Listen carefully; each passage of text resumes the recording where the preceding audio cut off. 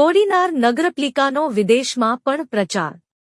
સ્થાનિક કોડીનારના હાલ વિદેશમાં રહેતા લોકોએ ભાજપ અને શિવા સોલંકી માટે કરી અપીલ।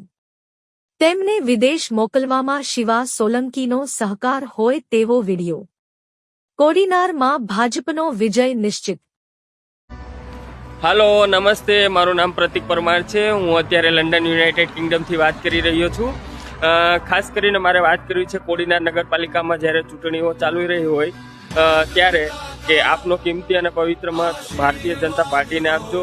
ખાસ કરીને મોટાભાઈ શિવાભાઈ સોલંકી વોર્ડ નંબર 7માં ખૂબ જ જંગી બહુમતીથી જીતે એવી મારી વિનંતી છે અને આપ સૌને ભલામણ પણ છે।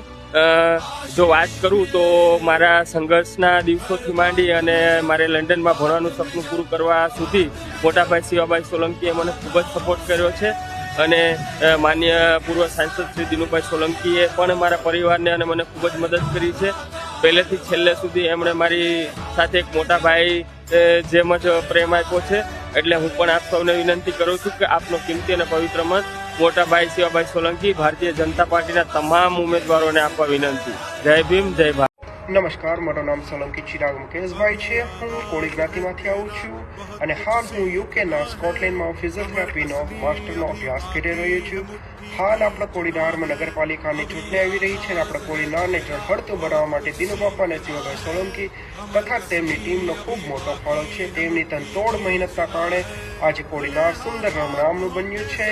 તો મારો કોળી જ્ઞાતિ અને આપણા બધા જ સમાજોને ખૂબ વિનંતી છે કે આપણે આપણા બાળકોનું સુંદર ભવિષ્ય માટે દિનુબાપા અને શિવાભાઈ સોલંકી તથા તેમના તમામ ઉમેદવાર અને ભારતીય જનતા પાર્ટીને એક સાથે મત આપી અને વિજય બનાવીએ।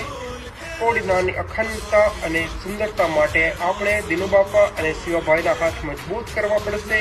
તો ચાલો, મારી બધાને વિનંતી છે, સાથે મળે અને કોડીનારને પાછું સુંદર